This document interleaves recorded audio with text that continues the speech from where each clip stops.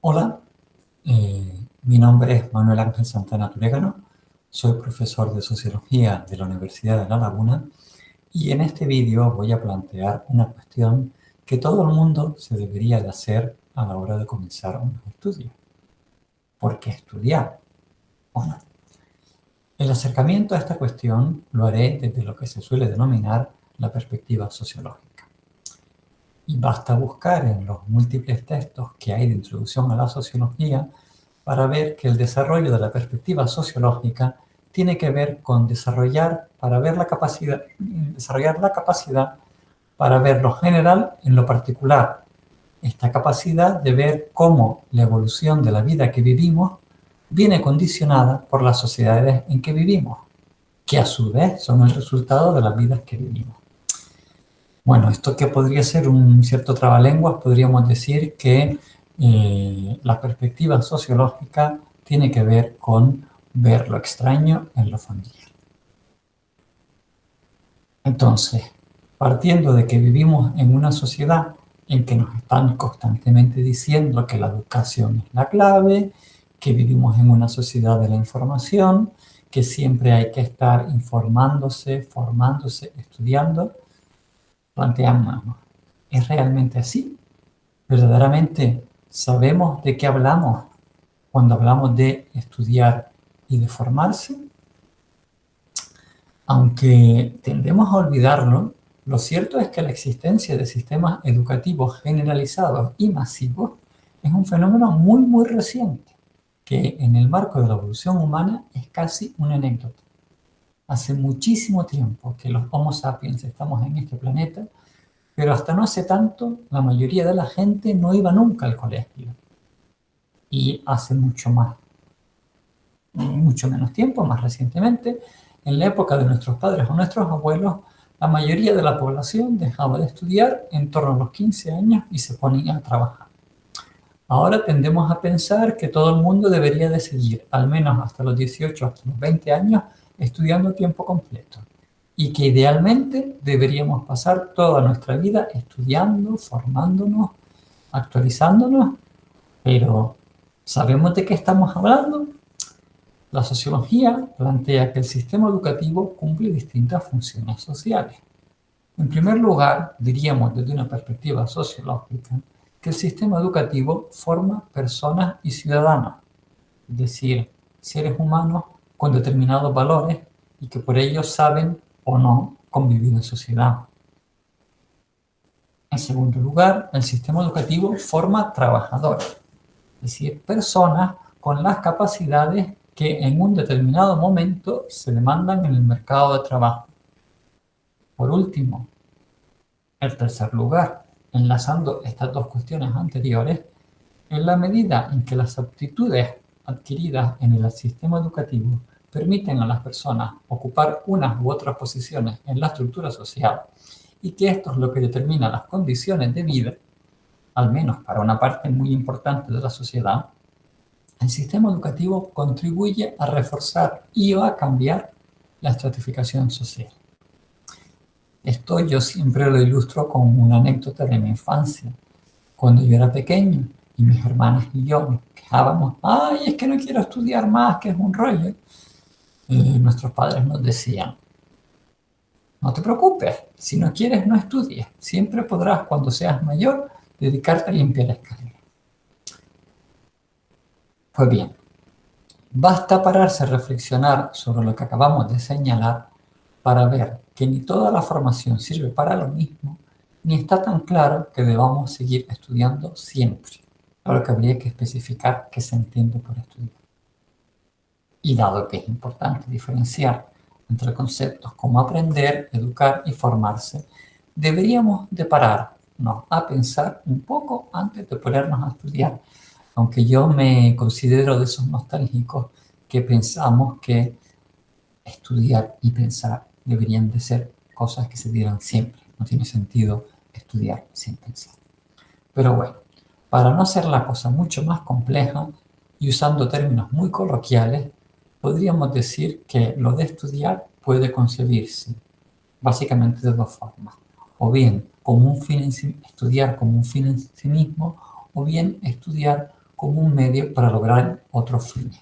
Si bien lo cierto es que obviamente en la práctica siempre hay puntos intermedios. Lo de estudiar como un medio para conseguir otros fines tiene básicamente que ver con el mercado de trabajo.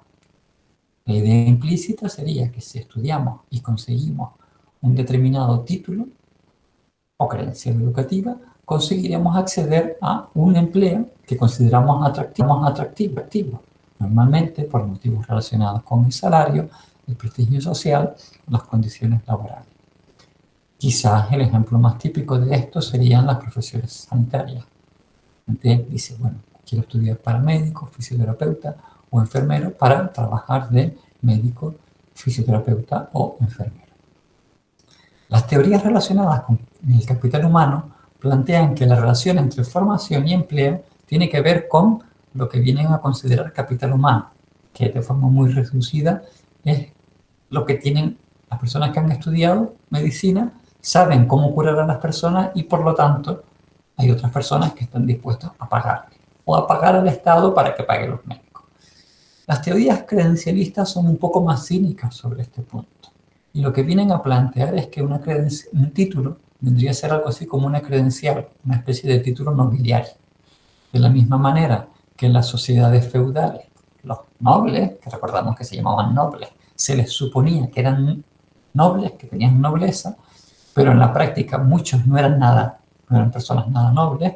Hay quien, y más en la era de Internet, piensa que un título de médico pues no quiere decir que necesariamente el médico sepa cómo curarte, pero al menos asumen que en nuestra sociedad entendemos que solamente quienes tienen un título de médico pueden ejercer profesiones médicas.